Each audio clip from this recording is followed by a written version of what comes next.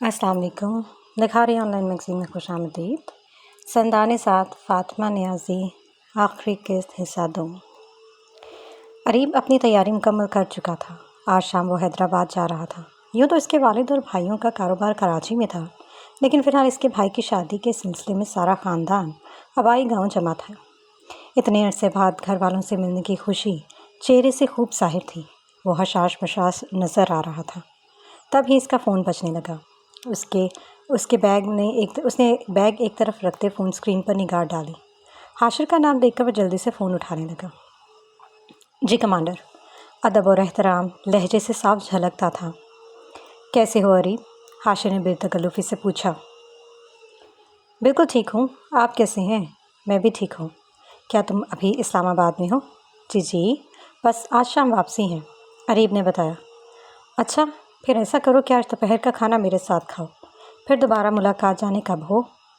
मैं तो निकाह के दावतनामे का मुंतज़िर हूँ, जल्द से जल्द वापस लौटने का सोच रहा हूँ। वो हंसते हुए बोला तो हाशिर बेख्तियार हंस दिया। फ़िक्र नहीं करो, सबसे पहला दावतनामा तुम्हें ही मिलेगा। मैं तो समझा आप भी दुबा की तरह चिढ़कर झुठला देंगी, लेकिन यहाँ तो किस्सा ही मुख्तलिफ है। अब तो झुठलाने और चिढ़ने का सवाल पैदा नहीं होता। हाशिर हंस दिया। मैं बहुत खुश हूँ आपके लिए। शुक्रिया तुम्हारा। चलो मैं इंतज़ार करूँगा। जी ज़रूर। कहाँ मिलना है? अरीब ने सवाल किया। मेरे अपार्टमेंट में। मिलते हैं फिर इंशाल्लाह, अरीब ने कहकर फ़ोन बंद कर दिया। हाशिर लॉन में कुर्सी पर बैठा कॉफ़ी का कप थामे इस्लामाबाद के मौसम की खुशगवारी को अपने अंदर महसूस कर रहा था। लॉन में लगे फूलों की खुशबू फ़िज़ा में फैली हुई थी। वहीं करीब उज़्मा खातून की व्हील चेयर भी मौजूद थी। उनके हाथों में कई फूल थे जो हाशिर उनके लिए लॉन से चुनकर लाया था। वो उंगलियों से फूलों को सहलाती हाशिर का चेहरा देख रही थी। हाशिर का ख़त नहीं आया। वो कदरे आहिस्ता से गोया हुई। हाशिर के हाथ से कब छूटते छूटते बचा। उसने बेयकीनी से माँ का चेहरा देखा। अरसा हुआ ये नाम माँ की ज़ुबान पर ना आया था। जी। उसे लगा शायद सुनने में गलती हो गई हो। हाशिर का ख़त कह रही हूँ। कब लौटेगा वो? 2 साल हो गए हैं उसे देखे। वो फूलों पर हाथ फेरती कह रही थी। कह रहा था 6 माह लगेंगे। 2 साल पहले वो कहाँ गया था? उसने सोचने की कोशिश की और फिर उसे याद आया कि 2 साल कबल वो किसी मिशन पर अमेरिका गया था और 6 माह बाद लौटा था। 6 माह का कहकर गया था। माँ का ज़हन इस याददाश्त का दोहरा रहा था। यह इन्हें उलझा रहा था और इन्हें लग रहा था कि हाशिर 6 माह बाद नहीं लौटा, जबकि जाते हुए वो शहरी ही था। माँ, मैं शादी करना चाहता हूँ। हाशिर ने धड़कते दिल से इनका जहन मौजू से हटाना चाहा। वो खौफज़दा हुआ। जल्द से जल्द डॉक्टर से रजू करना था। माशाल्लाह, किससे? वो एकदम मुस्कुराने लगी। हाशिर ने सुख का सांस लिया। वो भी मुस्कुराया। एक बहुत प्यारी लड़की है जिसे आपको जल्द ही मिलवाऊंगा। अस्सलाम वालेकुम। आवाज़ पर हाशिर ने चौंक कर गर्दन घुमाई। सामने बाबर खान खड़े मुस्कुरा रहे थे। वालेकुम अस्सलाम। उज़्मा खातून इन्हें देखकर मुस्कुराने लगी थी। हाशिर ने दिल ही दिल में हैरत महसूस की। वो फ़ौरन कोई चेहरा पहचान नहीं पाती थी और मुस्कुराना तो दूर की बात थी। वालेकुम अस्सलाम, हाशिर ने नरमी से जवाब दिया। क्या मैं ज्वाइन कर सकता हूँ? ज़रूर, क्यों नहीं? वो शाइस्तगी से कहता इनके लिए कप में कॉफ़ी निकालने लगा।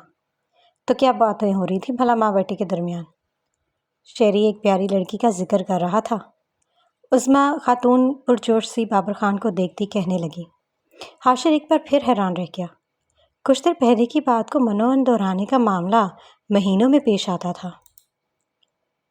माशाल्लाह माशाल्लाह। बाबर खान का चेहरा चमक उठा।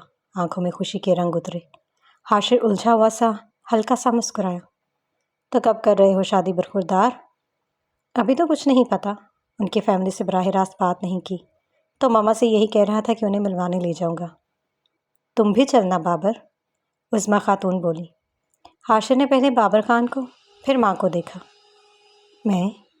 बाबर खान के चेहरे पर शशुपंच के आसार दिखाई दिए। वो हाशिर की तरफ देखने लगे, जैसे उसके तासुरात से अंदाज़ा लगाना चाह रहे हों। जी, आप भी चलिएगा, हाशिर ने कुछ सोचते हुए आहिस्तगी से कहा, जिस पर बाबर खान के चेहरे पर बेयकीनी के तासुरात उभरे और अगले ही पर हाशिर ने उनकी आंखें नम होती देखी और फ़ौरन निगाहें चुरा ली। वो जज्बाती हो रहे थे। ज़रूर, मुझे बहुत खुशी होगी। وہ خوشی کے تاثرات پر قابو پاتے مسکرا رہے تھے۔ آپ بیٹھیے، میں نکلتا ہوں۔ ٹھیک ہے ماما، اپنا خیال رکھیے گا۔ اس نے پہلے بابر خان کی جانب دیکھتے کہا اور پھر جھک کر ماں کا سر چومتا اپنا فون اٹھاتا اندر کی جانب بڑھ گیا۔ بابر خان نرم نگاہوں سے اسے جاتے ہوئے دیکھتے رہے۔ وہ خوش تھے کہ حاشر نے انہیں اپنی زندگی میں جگہ دینا شروع کر دی تھی۔ حاشر نے ان کی موجودگی سے غیر آرام دہ تاثرات کا اظہار کرنا چھوڑ دیا تھا۔ نگاہیں متصادم ہوتی تو ہلکا سا مسکرا دیا کرتا یا ایک نرم نگاہ کا تبادلہ کر دیا کر دیتا۔ حاشر اپنے کمرے میں داخل ہوا، جہاں ایک جانب انڈور پلانٹس رکھے گئے تھے، وہیں ایک شاہانہ قسم کا سیاہ کاؤچ رکھا تھا۔ سامنے کی دیوار پر پینٹنگز تھیں۔ کنگ سائز بیڈ کے بائیں جانب شیشے کی وارڈروب بنی ہوئی تھی۔ وہیں ایک طرف سیاہ ریک تھا جس میں مختلف کتابیں سجی ہوئی تھیں۔ کمرے کا انٹیریئر قدر نفیس اور ان کے مزاج کی عکاسی کرتا تھا۔ اس نے کاؤچ پر بیٹھتے اپنا لیپ ٹاپ آن کیا اور ایک ویڈیو کال کرنے لگا۔ کچھ ہی سیکنڈ میں اسکرین پر ایک ادھیڑ عمر چہرہ دکھائی دینے لگا۔ کیسے ہیں ڈاکٹر؟ بالکل ٹھیک، آپ کیسے ہیں؟ میں نے رات کو میسج کیا تھا۔ جی، میں نے رپورٹس دیکھ لی تھیں۔ مزید کچھ نیا جو آپ نے ان کے رویے میں محسوس کیا ہو؟ مزید کچھ اہم باتیں ہیں۔ حاشر نے آج ہونے والی تمام تبدیلیاں بتانے لگا۔ کافی دیر تک وہ بولتا رہا اور ڈاکٹر سکون سے سنتے رہے۔ جب وہ چپ ہوا تو ڈاکٹر سر ہلاتے ہوئے کہنے لگے، یہ تبدیلیاں عموماً غیر متوقع نہیں ہوتی۔ اکثر کیسز میں ایسی پروگرس ہوتی رہتی ہے۔ ہم کسی بھی طرح ان کے ذہن کو پوری طرح نکارا نہیں کہہ سکتے۔ انسانی ذہن بہت طاقتور ہوتا ہے اور اس پر وقت اور حالات کا کب کس طرح اثر پڑتا ہے، اسے انسانی سمجھ کبھی مکمل طور پر اپنے اندر اتار نہیں سکتا۔ لیکن جن تبدیلیوں کا ذکر آپ نے کیا ہے مثبت ہیں، تو امید کرتے ہیں آنے والے وقت میں یہ اسی طرح مثبت رہیں انشاءاللہ۔ باقی نے گہرائی سے مشاہدے کی ضرورت ہے۔ روزمرہ کی روٹین کا بھی گہرا اثر رہتا ہے ہمارے دماغ پر۔ میں نے پروفیسر عبید سے بھی گفتگو کی تھی، اس حوالے سے تو ان کا بھی یہی کہنا تھا۔ ڈاکٹر سر ہلاتے ہوئے بولے۔ وہ کافی دیر اسی موضوع پر بات کرتے رہے اور پھر حاشر نے رسمی کلمات کہتے کالم انقطع کر دی۔ وہ اپارٹمنٹ کے کچن میں کھڑا سبزیاں کاٹ رہا تھا۔ کھڑکیاں کھلی تھیں، کچھ نئے پودے بھی نظر آ رہے تھے۔ عریب بھی ساتھ ساتھ ہاتھ چلاتا ان کی مدد کر رہا تھا۔ وہ کچھ روز قبل ہی یہاں آ کر صفائی کر گیا تھا، تبھی اپارٹمنٹ چمک رہا تھا۔ یہ سیٹ اپ میں نے کافی سال پہلے سیٹ کیا تھا۔ یہاں میری ایک الگ ہی پہچان ہے، کیونکہ یہاں وہ طبقہ رہتا ہے جو اسلام آباد کے مختلف ریسٹورنٹس ملازم ہوتے یا سرکاری دفاتر میں نچلے درجے کے ملازم۔ تو اس لحاظ سے میں نے یہ گاڑی رکھی تھی تاکہ میں ایک پردیسی کی صورت میں یہاں اپنا کام کر سکوں۔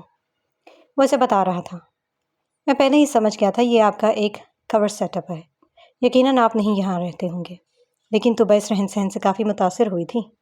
عریب نے ہنستے ہوئے کہا، تمہارا دماغ ہر چاروں طرف سے تیزی سے چلتا ہے۔ حاشر مسکرایا، یہ ایک طرح سے ذاتی فیور ہے، اس لیے میں تمہیں اپنے ہاتھ سے بنائی دعوت کھلا رہا ہوں۔ حاشر نے اثر راہ مذاق کہا، جس پر عریب نے بے اختیار ہنس دیا۔ میری تو خوش قسمتی ہی ہے، مجھے ایسے بھی ذاتی فیورز کے لیے یاد کر لیا کرے۔ ایک تو آپ کے ساتھ وقت گزارنا مجھے تازہ دم کرتا ہے، دوسرا میں نئی نئی چیزیں سیکھتا ہوں۔ تو پھر میں تمہیں اپنی شاگردی میں نہ لے لوں؟ حاشر ہنس دیا۔ برا آئیڈیا نہیں۔ عریب بھی مسکرا دیا۔ حاشر ابلے چاول دیگچے میں ڈالتا مسکرا رہا تھا۔ وہ یوں ہی باتیں کرتے کرتے کھانا تیار کر چکے تھے۔ کھانا کھانے کے بعد وہ حاشر کے کمرے میں آئے، جہاں سامنے ایک جدید قسم کا سسٹم لگا تھا، کئی اسکرینز اور ان کے ساتھ لگی مختلف ڈیوائسز۔ یہ کتاب ہے اور اس چند صفحے ہمیں پوسٹ کرنے ہیں، اس طرح کہ ہمارے ٹارگٹ کو معلوم ہو جائے کہ ہمارے پاس واقعی یہ کتاب بالکل اصلی اور فاکس خاندان سے تعلق رکھتی ہے۔ یہ قدیم روسی زبان ہے۔ حاشر نے کتاب کھولتے مختلف صفحے پلٹے۔ وہ زرد مگر شدت پڑھنے والی کتاب تھی جس کی لکھائی مشکل سے سمجھ آ رہی تھی۔ ہمیں اس کا ترجمہ کرنا ہے اور ایسے کہ کوئی سرور، کوئی سافٹ ویئر، کوئی وائرس اس کے قریب نہ آ سکے۔ حاشر وضاحت کرنے لگا۔ عریب سمجھتے ہوئے سر ہلا رہا تھا۔ پھر اسے ہم مختلف جگہوں پر ڈالیں گے، اس کے مختلف حصے مختلف نیٹ ورکس پر۔ ہمیں اس بات کو یقینی بنانا ہے کہ اس چیز کو دنیا کی اکثریت کے سامنے لایا جائے۔ ہم اس میں اپنی ریسرچ اور معلومات بھی ڈالیں گے، تمام ثبوتوں کے ساتھ۔ زبردست! عریب پرجوش ہوا تھا۔ اور ہر پیج کے آخر میں ہمیں اپنا سائن ڈالنا ہے۔ حاشر نے شیطانی مسکراہٹ چہرے پر سجاتے ہوئے کہا۔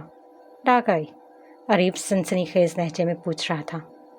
ڈاکائی کے ساتھ اب اس کی ایک ٹیم بھی تو ہے، ٹیم آف ڈارک آئی۔ وہ لائبریری کا منظر تھا۔ شیشے کی دیوار کے پار درختوں کا جھنڈ اور خوبصورت پھول پودے تھے، جہاں گاہے بگاہے کوئی کوئل آ کر گھاس کو نوچتی، پھر کچھ قدم چل کر پھنک کھول کر اڑتی، کسی پھول پر آتی اور پھر اڑ جاتی۔ طوبا اس منظر میں کوئی باہر دیکھ رہی تھی، جبکہ ایک طرف کتابیں ڈھونڈتا حاشر وقفے وقفے سے طوبا کو دیکھنے لگتا اور چہرے پر نرم مسکراہٹ اتر آتی۔ یوں ہی کچھ دیر اور گزری کہ اچانک موسلادھار بارش شروع ہو گئی۔ بارش کے شروع ہوتے ہی لوگ خود کو بارش سے بچاتے کونے کھدروں میں ہو رہے تھے، جبکہ طوبا پرجوش سے اٹھ کھڑی ہوئی تھی۔ کمانڈر، اس نے حاشر کو آواز دیتے کہا، جس پر وہ فوراً اس کی طرف متوجہ ہوا۔ طوبا اٹھ کر اس کے پاس چلی آئی۔ باہر چلیں، بارش ہو رہی ہے۔ اس کے چہرے پر دبا دبا جوش دیکھ کر حاشر نے اسپات میں گردن ہلائی۔ میں یہ کتابیں اجرا کروا لوں، پھر چلتے ہیں۔ ویسے کہاں جانا چاہتی ہیں آپ محترمہ؟ قریب ہی ایک بہت خوبصورت پارک ہے، طوبا نے بتایا۔ بہتر، تو آپ بارش میں بھیگنا چاہتی ہیں؟ جی، آپ کے ساتھ، طوبا نے مسکراتے ہوئے کہا، جس پر حاشر کے تاثرات جھلملائے تھے۔ میرے ساتھ؟ وہ مسکرایا۔ طوبا نے فوراً اسپات میں گردن ہلائی۔ حاشر ہنس دیا۔ بس مجھے 5 منٹ دیں گی، میں انتظار کر رہی ہوں، وہ ہاتھ کے اشارے سے بولی۔ حاشر گردن خم دیتے کاؤنٹر کی طرف بڑھ گیا۔ طوبا باہر کی جانب چلی آئی۔ کچھ دیر بعد وہ دونوں کافی کے کپ لیے قریبی پارک میں سنگی بینچ پر بیٹھے تھے۔ بارش کی رفتار اب کم تھی، لیکن موسم بے حد حسین ہو چکا تھا۔ مور بھیگے پر سمیٹے تالاب کنارے بڑی ہی شاہانہ انداز میں ٹہل رہے تھے۔ تالاب کے اندر بطخیں یہاں سے وہاں اٹکیلیاں کرتی دکھائی دے رہی تھیں۔ بارش کی موٹی موٹی بوندیں تالاب کی سطح پر برس کر منظر کے حسن کو دوبالا کر رہی تھیں۔ ایسی اچانک والی بارش میرے مزاج پر گہرا اثر ڈالتی ہے۔ طوبا کے بال بھیگے ہوئے تھے، چہرہ کھلا کھلا اور خوبصورت لگ رہا تھا۔ حاشر اس کی بات پر مسکرایا۔ مجھے خوشی ہے کہ میں یہ موسم اور یہ دلکش منظر آپ کے ساتھ انجوائے کر رہا ہوں، ورنہ بارش مجھے کبھی ایسے متاثر نہیں کرتی، لیکن آج کچھ مختلف ہے۔ کیا مختلف ہے؟ طوبا نے اس کے چہرے کی طرف دیکھا۔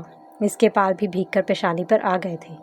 وہ یوں بکھرے بھیگے بالوں میں طوبا کے دل کی دھڑکنیں اتھل پتھل کرنے کا باعث بن رہا تھا۔ شاید میرے مزاج پر آپ کے ساتھ یہ موسم کی خوبصورتی اثر کر گئی ہے، وہ ہنس دیا، ورنہ میں کبھی خود سے بارش میں بھیگنے نہیں نکلتا۔ کیا واقعی؟ طوبا کو یقین نہ آیا۔ ہاں، یہ سچ ہے، مجھے لگتا ہے سارے سمجھدار لوگ ایسا ہی کرتے ہیں۔ تو پھر وہ سارے سمجھدار لوگ شاید عقل سے پیدل ہوں، طوبا کھلکھلائی۔ کیا میں ان میں شامل ہوں؟ حاشر مصنوعی خفگی سے پوچھ بیٹھا۔ کچھ دیر پہلے آپ خود سے بارش میں بھیگ کر آ رہے ہیں، تو میں نے آپ کو اس عقل سے پیدل لوگوں کی لسٹ سے خارج کر دیا۔ طوبا نے کافی کا گھونٹ بھرتے اس کی طرف دیکھا۔ حاشر ہنس دیا۔ میں کچھ زیادہ ہی ہنسنے لگا آج کل، وہ کہہ کر پھر ہنسا تو طوبا بھی اپنے کہکہا نہ قابو رکھ سکی۔ آپ کی باتوں سے لگتا ہے آپ کی زندگی کو پہلے میں کسی کی سنگت نے متاثر نہیں کیا، وہ اس کی آنکھوں میں دیکھتے کہہ رہی تھی۔ ہاں، مجھے واقعی معلوم نہیں تھا کہ میں یوں بے وجہ کی باتیں کر کے ان باتوں سے لطف اندوز ہو سکتا ہوں، یوں ہنس سکتا ہوں۔ بے وجہ کی باتیں؟ طوبا اس کی بات پر اسے خفگی سے دیکھنے لگی۔ بے وجہ کی بات سے مراد کہ وہ باتیں جن کا میرے کریئر سے تعلق نہ ہو۔ میں ہمیشہ سے صرف کام سے جڑا رہا ہوں، آدھی دنیا گھوم کر بھی کسی منظر کی خوبصورتی پر توجہ نہیں دے پایا، نہ کبھی کسی چہرے کو غور سے دیکھا، نہ کسی کی شخصیت میں جھانکنے کی کوشش کی۔ لیکن آپ کے ساتھ گزرے وقت میں مجھے ہر لمحہ محسوس ہوتا رہا، تب بھی جب ہم مشن پر تھے، لیکن تب ہمارے پاس اتنا وقت نہ ہوتا تھا کہ ٹھیک سے احساسات اور خیالات پر وقت دیا جائے۔ لیکن جب سے لوٹا ہوں، ہر احساس کھل کھل کر میرے اندر سانس لے رہا ہے، اور میں جیسے ہر پل کو جینا چاہتا ہوں، محسوس کرنا چاہتا ہوں کہ آپ بولیں، مسکرائیں میرے ساتھ، مجھ سے باتیں کریں، میرے سامنے رہیں، ہم ساتھ رہیں۔ وہ چپ ہوا تو طوبا گنگ چہرہ لیے اسے دیکھ رہی تھی، آنکھوں میں کچھ نمی، چہرے پر بے یقینی، اور دل تھا کہ کسی بے لگام گھوڑے کی مانند کہیں لپکا جاتا تھا۔ مجھے آپ سے محبت ہو گئی ہے طوبا، حاشر نے اس کی طرف دیکھتے بڑے ہی سادہ انداز میں کہا، اور طوبا کا چہرہ بے اختیار سرخ پڑا۔ ہاتھ میں پکڑی کافی گرتی، اس سے قبل حاشر نے اس کا ہاتھ نرمی سے تھامتے کافی کا کپ پکڑ کر ایک طرف رکھا اور اس کا ہاتھ نرمی سے اپنے ہاتھوں کی قید میں رہنے دیا۔ کچھ پل خاموشی رہی، بارش پھر برسنے لگی، لیکن سنگی بینچ کے اوپر بنے چھتے کے باعث وہ اس سے محفوظ رہے۔ میں آپ سے شادی کرنا چاہتا ہوں۔ حاشر نے اس کی طرف دیکھا تو طوبے پلکیں نہ اٹھا سکی۔ آپ کو کوئی اعتراض نہیں ہے نا؟ طوبا کی پلکیں اس پر اٹھیں، ان میں عجیب سا خمار اترا ہوا تھا۔ ایک سوال تھا جیسے کہہ رہی ہو کوئی اعتراض ہو سکتا ہے بھلا؟ کسی کو اپنی زندگی کے سب سے قیمتی خواب کی تعبیر ملنے لگے تو کیا وہ اعتراض کرتا ہے؟ آپ کی یہ خوابیدہ خوبصورت آنکھیں میرے سوال پر اعتراض نہیں کر رہی، تو میں اسے ہاں سمجھ رہا ہوں۔ حاشر نے اپنی جیب سے ایک ڈبیا نکالتے بڑے گہرے لہجے میں کہا۔ اس کے لہجے میں سانس لیتے جذبوں کی شدت سے گھبرا کر وہ پھر سے پلکیں جھکا گئی تھی۔ وہ اسے ایک خوبصورت نازک سا زنجیری بریسلٹ پہنا رہا تھا جس پر بڑی باریکی اور نفاست سے ہیرے جوڑے گئے تھے۔ طوبا کو بریسلٹ پہنانے کے بعد بھی حاشر نے اس کا ہاتھ پکڑے رکھا۔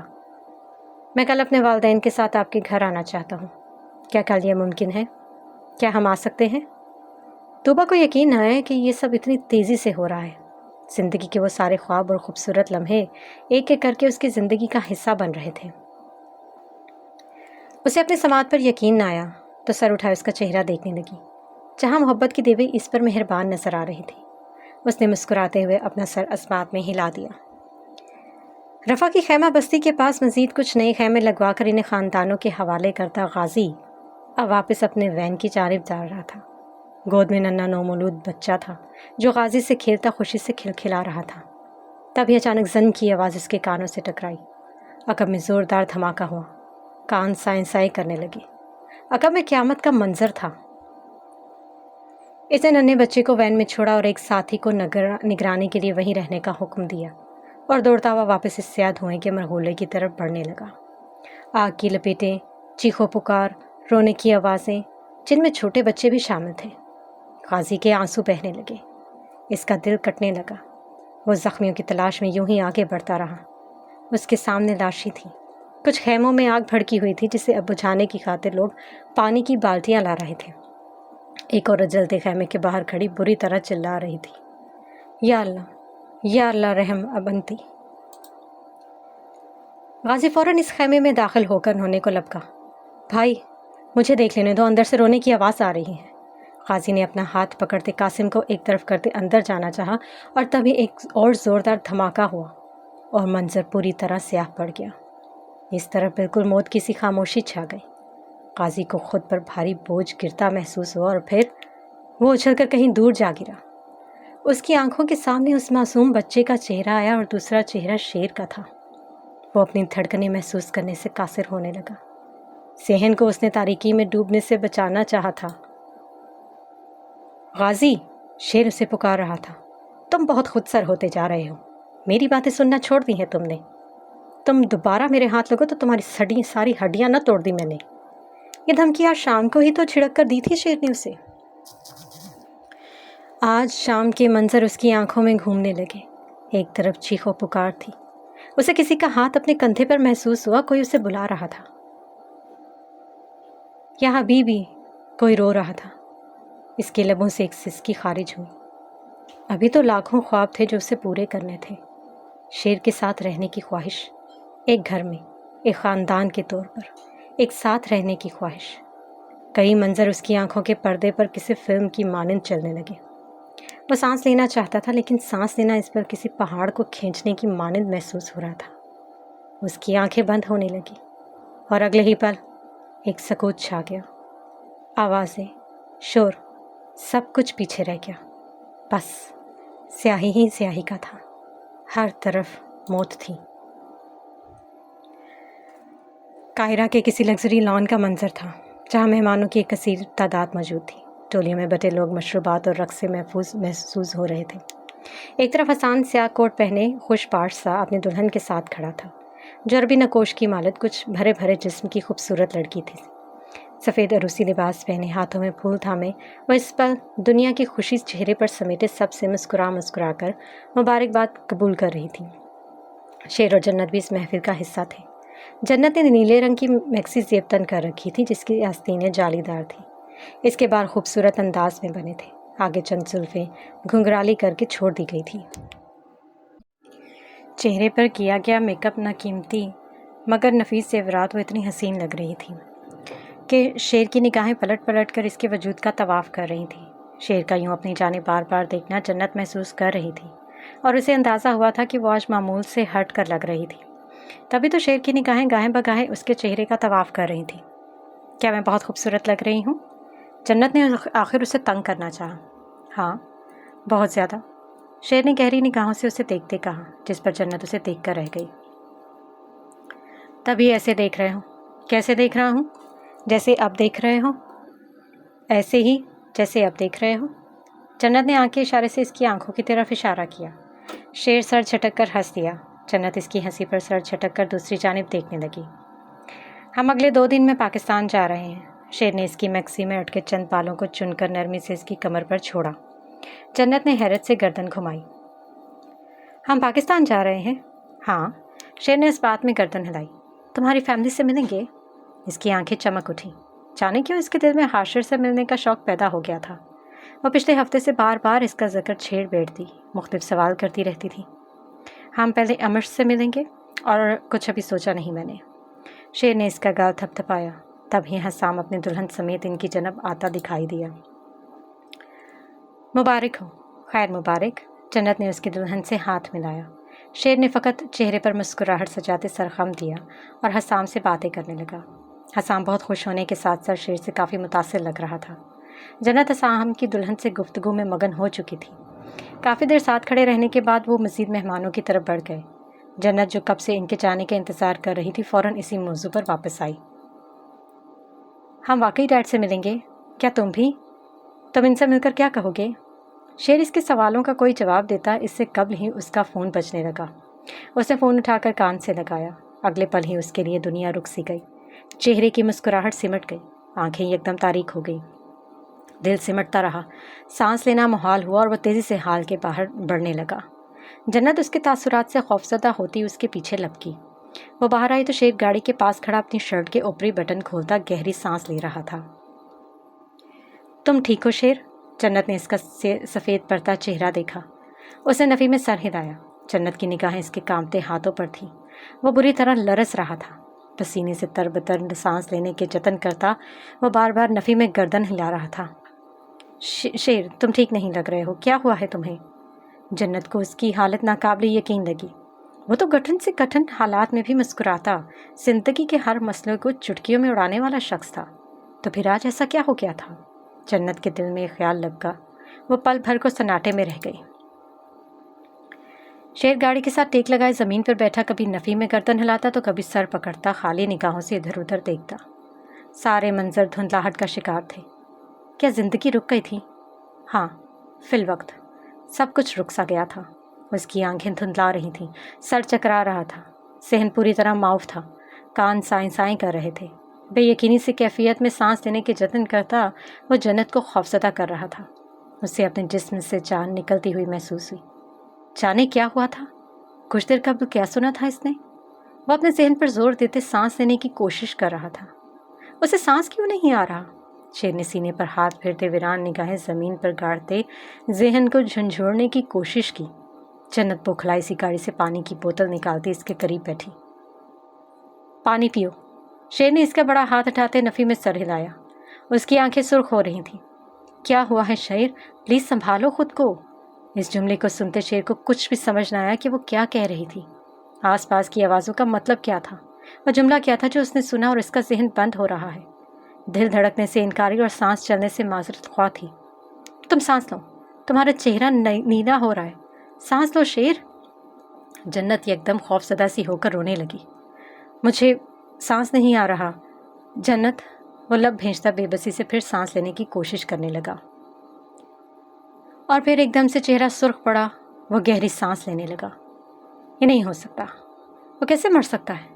غازی مر گیا؟ نہیں، یہ نہیں ہو سکتا۔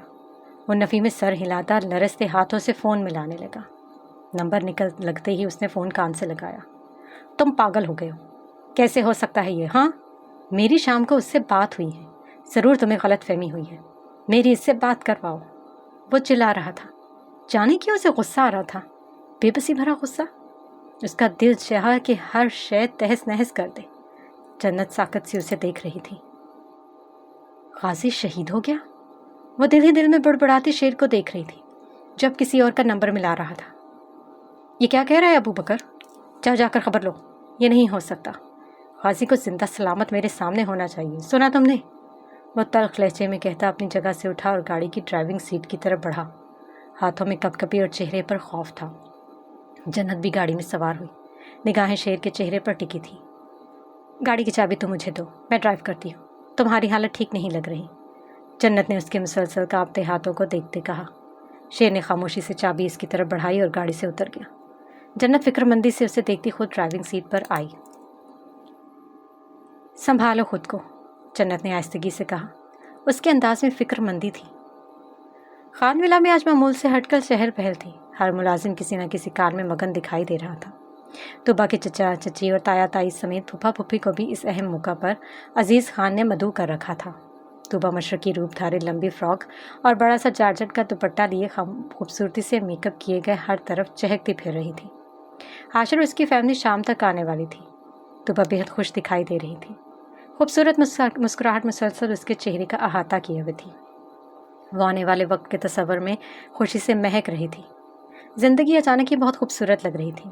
उसे अपनी किस्मत पर रश्क आ रहा था। मामा, ड्राइंग रूम में ताज़ा फूल लगवा दिए हैं ना? हाँ हाँ, लगवा दिए हैं। तुम एक जगह बैठ क्यों नहीं जाती भला? तब से ही बस पैरों पर खड़ी हो। वो इसके इश्तियाक से वाकिफ थी, लेकिन सुबह से जागती वो बस यहाँ से वहाँ जाती दिखाई दे रही थी। कहीं टिक कर बैठ ही ना रही थी। बैठ जाती हूँ, बस कबाब टेस्ट कर लूँ। कमांडर बहुत ज़्यादा तीखा नहीं खाते ना? वो कहती हुई किचन की जानिब बढ़ गई। ये जाने कितनी बार था कि वो हर कुछ देर बाद किचन का चक्कर लगाने पहुंच जाती। अपनी बेटी की इस हालत पर वो सर झटक कर मुस्कुराती लिविंग रूम की जानिब बढ़ गई, जहां दीगर लोग मौजूद थे। वो सबके दरमियान बहुत ही एतमाद से बैठा था। चेहरे पर मुस्कुराहट और अंदाज में वही अज़ली तहम्मुल, ठहराव, जिसके सबके अंदाज और चेहरे बता रहे थे कि इन्हें हाशिर का कद्र पसंद आया था। बाबर खान, अजीज़ खान और दीगर मर्दों से गुफ्तगू कर रहे थे। तूबा चेहरे पर मुस्कुराहट लिए उज़्मा के करीब बैठी उनसे बातें कर रही थी। उज़्मा खातून ने उसे ढेर सारा प्यार किया।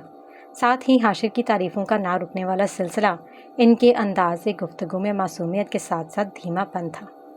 तूबा बड़े एहतराम का मुजाहरा करती इनके हर सवाल का नरमी से जवाब दे रही थी।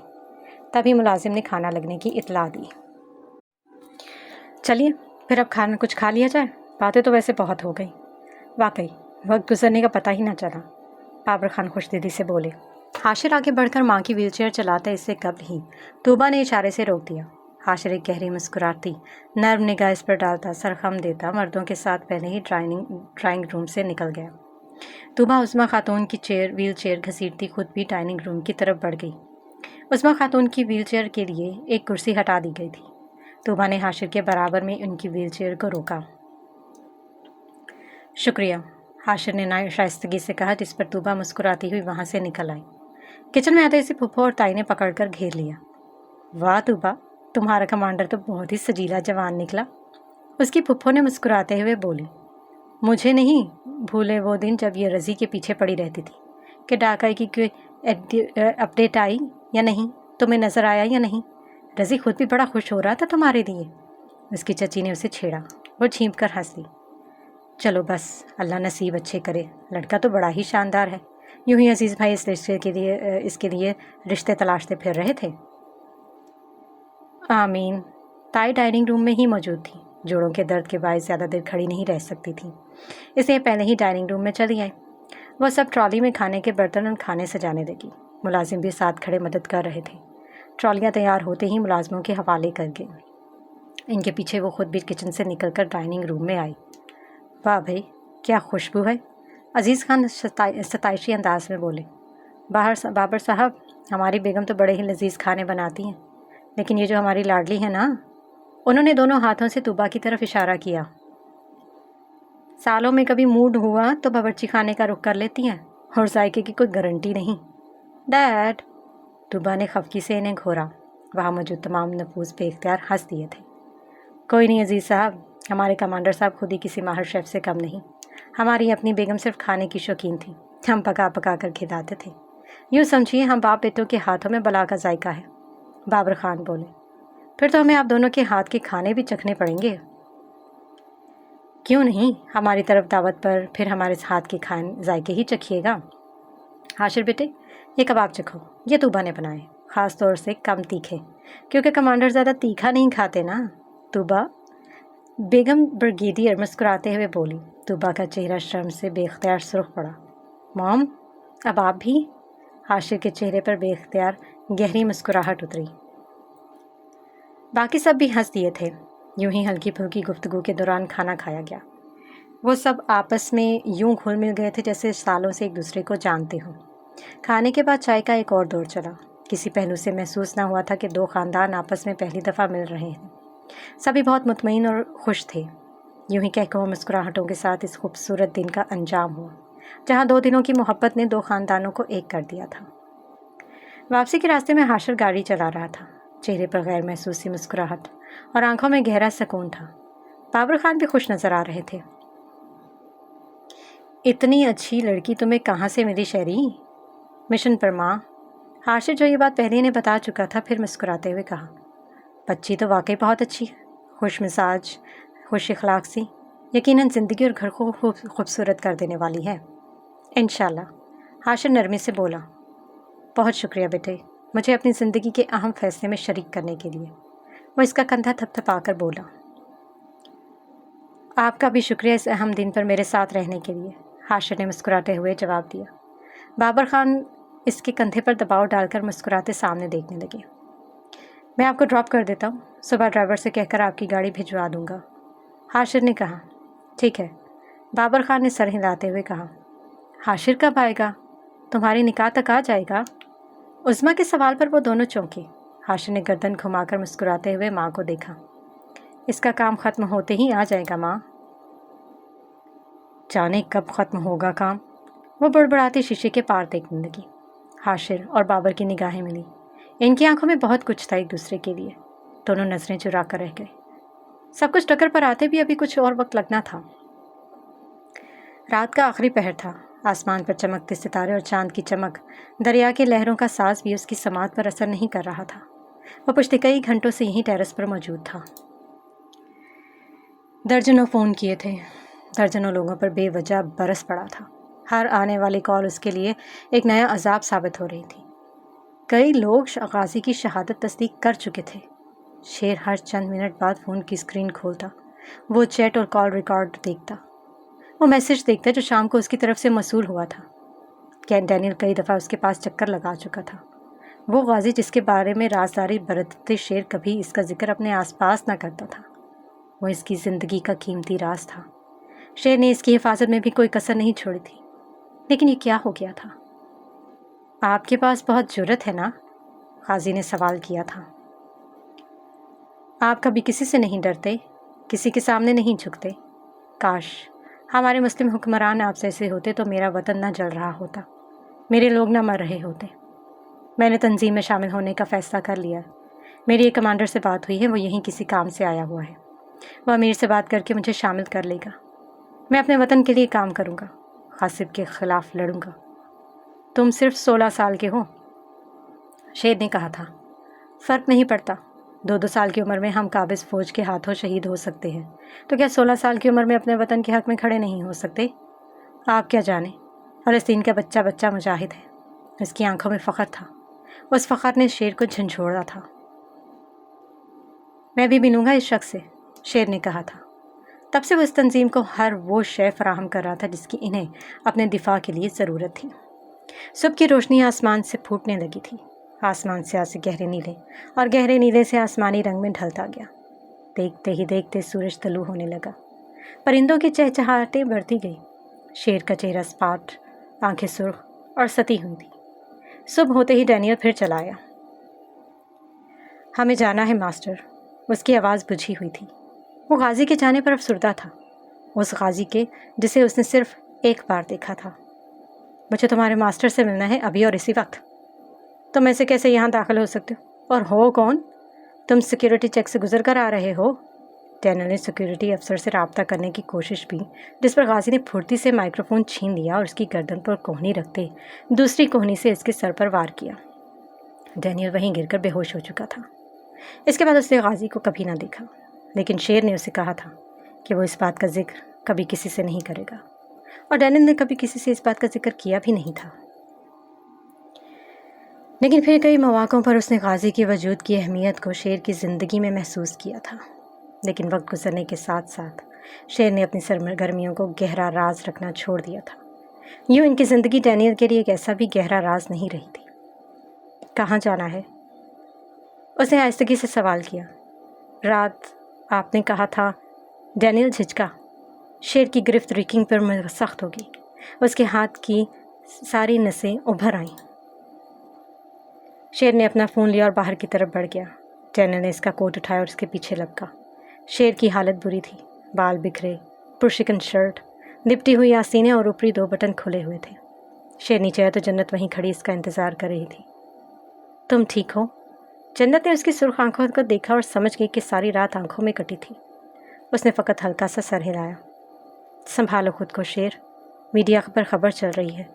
میڈیا کو اس بات کا شک ہے کہ میت کہتے جنت کا لب ہل نہ سکیا۔ زخمی اور بیمار لوگوں کو حکومت فلسطین سے نکلواتے ہیں، لیکن یہ پہلا معاملہ ہے۔ جنت کی زبان پھر لڑکھڑائی۔ میت کا لفظ پھر لبوں پر آ کر اٹک گیا۔ سب جان گئے ہیں کہ حکومت کسی دباؤ پر آ کر غازی کو فلسطین سے نکالا جا رہا ہے، اور میڈیا کو شک ہے کہ وہ دباؤ تم ہو اور غازی سے تمہارا کوئی تعلق ہے اور تم یہی ہو۔ وہ سب وہاں ہو سکتے ہیں اور یقیناً تم نہیں چاہو گے کہ تمہارے دشمن تمہیں اس حال میں دیکھیں۔ کیا صرف میں ڈینیل کے ساتھ جا کر غازی کو؟ جنت، شیر نے اسے مزید کچھ کہنے سے روک دیا۔ بھاڑ میں گئی ساری حکومتیں، بھاڑ میں گیا میڈیا، بھاڑ میں گئی دنیا۔ اپنے بھائی کو لینے میں خود جاؤں گا، اور ہاں، دیکھ لینے دو دنیا کو اپنے بھائی کو لینے شیر کس زخمی حالت میں آیا تھا۔ ابھی انہیں یہ بھی دیکھنا ہے کہ یہ زخمی شیر ان کی کیا حالت کرتا ہے۔ ہمارے لیے جانیں قیمتی ہیں، ان کے لیے دولت، تو انہیں ان کے طریقے سے برباد کروں گا، اس نے شفافیت سے کہا۔ جنت اس کے انداز پر ساکت رہ گئی۔ شیر جا کر فرنٹ سیٹ پر بیٹھ گیا۔ جنت کچھ کہے بغیر پچھلی سیٹ پر آ بیٹھی۔ ڈینیل جو ان کی گفتگو کے دوران ڈرائیونگ سیٹ پر جا بیٹھا تھا، گاڑی سٹارٹ کرنے لگا۔